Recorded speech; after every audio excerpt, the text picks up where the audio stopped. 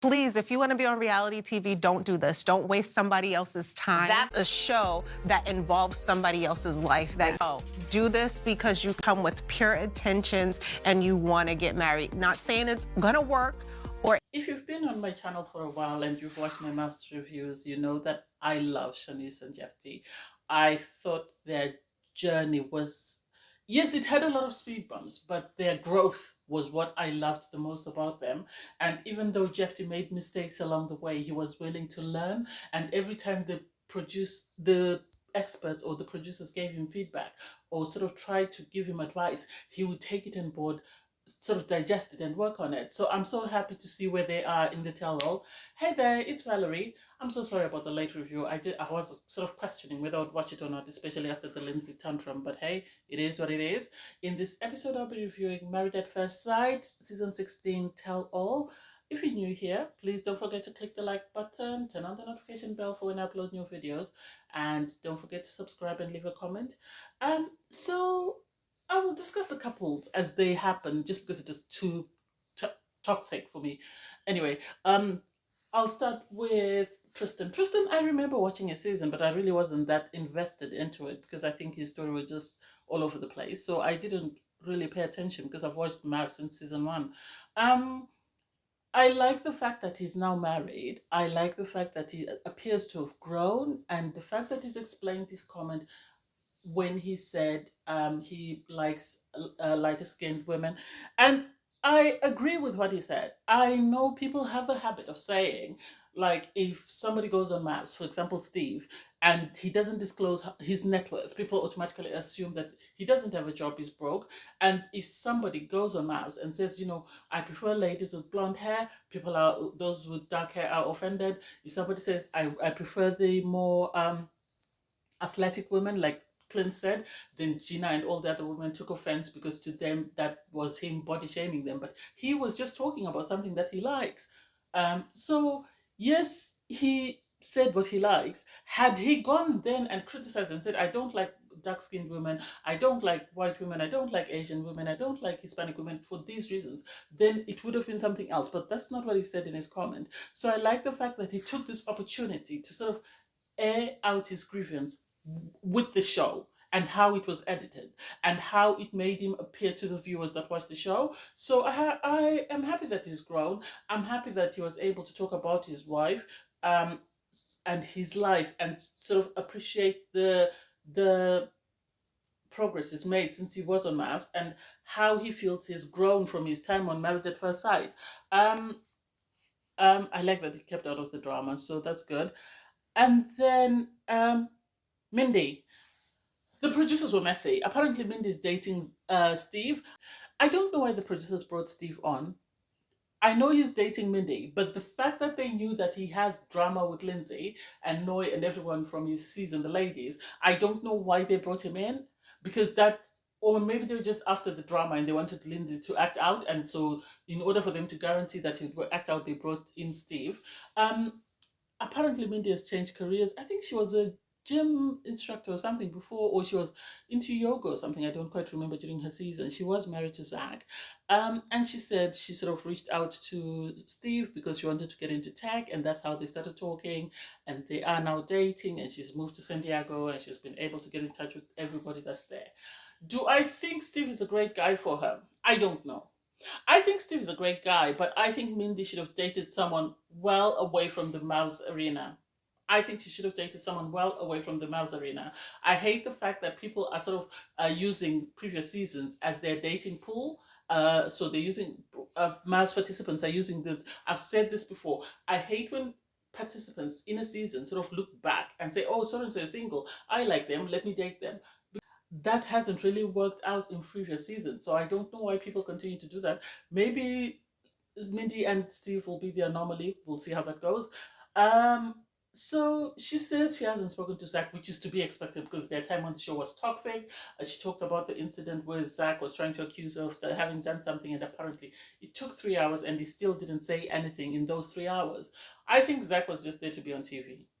And he used that opportunity to get what he wanted, and sadly it was bad press, and after that he went home.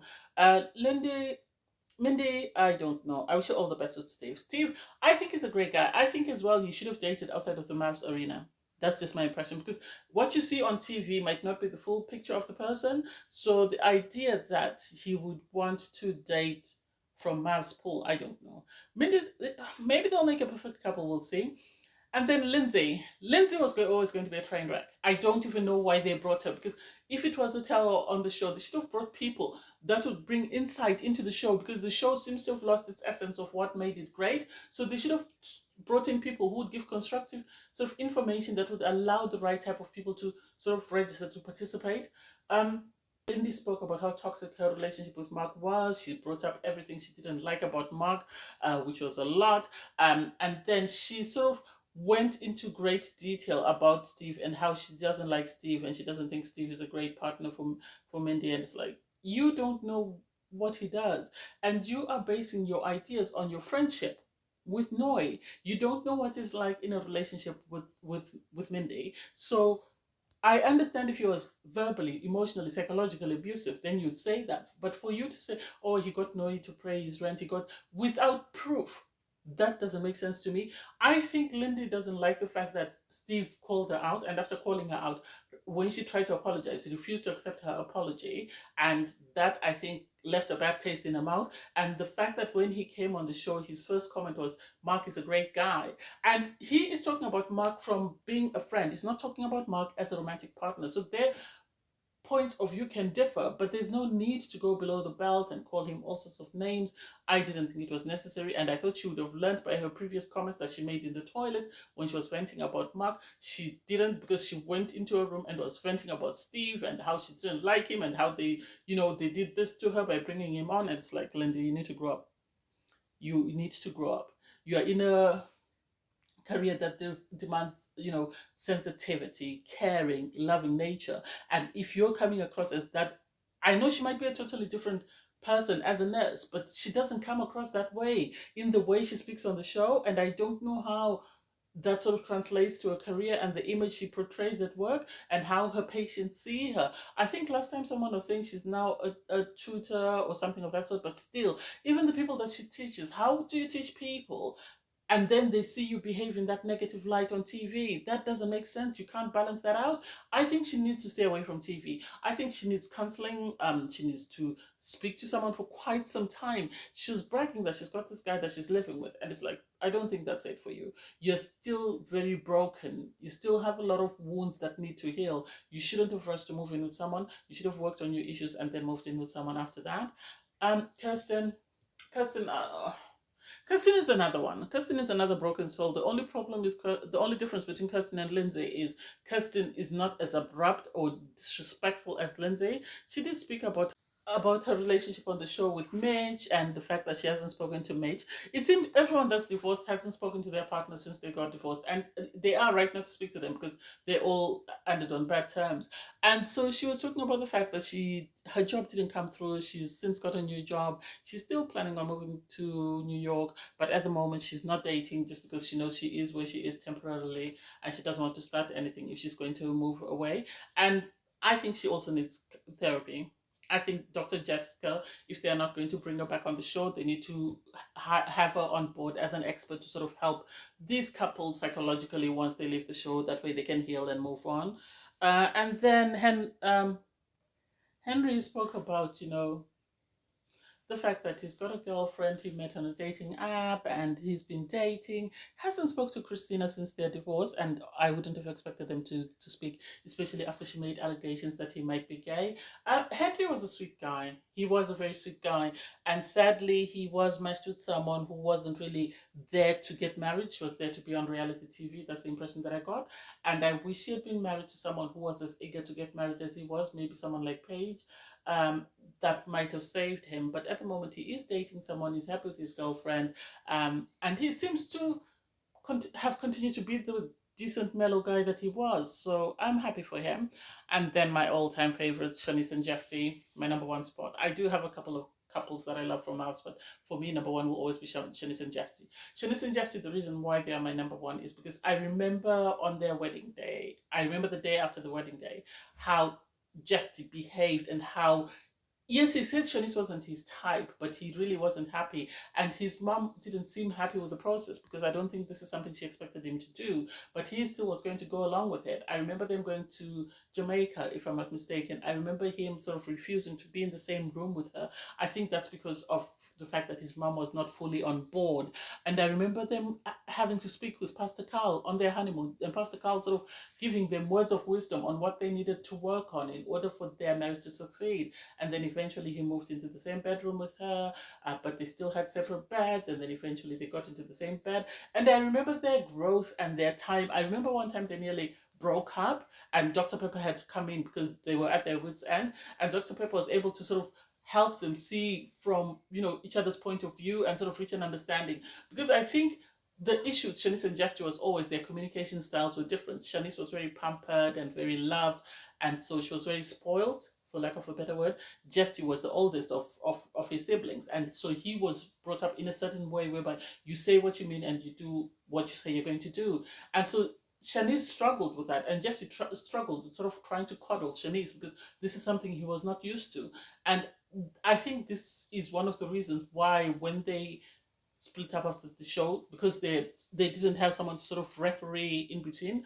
And I remember thinking to myself when they did Happily Ever After that this show helped them come together. And now I follow them both on Instagram and they seem to be doing amazing. They don't post as much as they did. And one thing Shawniece was able to do, which I wish a lot of people on Married at First Sight or Love is Blind would do, is Shawniece realized that a lot of people hated her partner. And when they got back with Jephte, what she did is she linked her name with Jephte. So you would never say Shawniece and you'd never say Jephte separate. It would always be Shawniece and Jephte, Shawniece and Jephte, Shawniece and Jephte. And another couple that I've seen that are doing that is Zach and Bliss from Love is Blind. It's always Zach and Bliss. So it was more or less her saying, if you love me, then you have to love my husband. You can't love me and not love my husband. You have to love us as a unit. And because of that, they've been able to grow their family and they've been able to sort of make a lot of change. And I think because Jephte, he was 20, between 27 29, I think, when he got married. Yeah, I think he was 27 years old when he got married, and Shawniece was about 31. I remember him always teasing about that. And now you can actually see their growth. You can now see how loving he is towards his wife, how nurturing, how, you know, he is those things that Shawniece grew up with. But I think that has come from him having a daughter and having to sort of soften up because of his daughter. And this is why they are now a healthy unit. Everybody was happy about their production crew. Everybody was happy about the experts. I wish they hadn't cut that out. I wish they had told us more about the experts, because I know these people have a lot of great stories about how the experts have helped them. Irrespective of how the viewers see the experts, I think that the experts have been sort of very fundamental in the growth and the progression of most of these couples. At the end, they were asked, you know, what advice would you give to someone who wants to go on to Married at First Sight? And Henry said, you know, you need to make sure you do the work and you're ready to come on. Kristen said, you need to be careful about everything you say because it's likely to be sort of misrepresented if you're not careful. So if you're going to say something, be ready to fully explain what you mean. And Shawniece, I think, ended it off correctly by saying, if you're going to come on Married at First Sight, because I remember I put a tweet about this. I said I wish people would go back to the concept of Married at First Sight. And Shawniece said it best, that if you're going to go on Married at First Sight, go on Married at First Sight because you want to be married. If you want to be on reality TV, there are plenty of shows, and I have to agree with that. There are plenty of shows for you to be on reality TV. You can go to Survivor, The Amazing Race, you can do The Challenge. There are so many shows out there. Bad Girls Club, everything is out there for you to do. But if you come on Married at First Sight, come with the idea that you want to get married and know that whatever you're going to do on Married at First Sight is going to affect the person that you're married to. So the two of you need to work as a team and make sure that your goal is to sort of succeed in your marriage and not be always sort of combative and always be fighting. So I loved that. I loved that bit. I think it was a great tell outside of the Lindsay and Steve sort of kerfuffle. I think everything was great. I was reluctant to watch it, but I really enjoyed it. So I can't wait for the reunion. I saw the trailer for the reunion, and Kirsten and Shaq are the only couple that are sort of matchy-matchy. And I hope they're back together because it would be nice for them to get back together. I think they were a great couple, but it's sad that they didn't see potential in each other during the experiment. I wish they'd gone in wanting to be a unit and not wanting to always be right. But anyway, I digress. Thanks guys for watching. Please don't forget to like, share, comment, and subscribe. Bye everyone.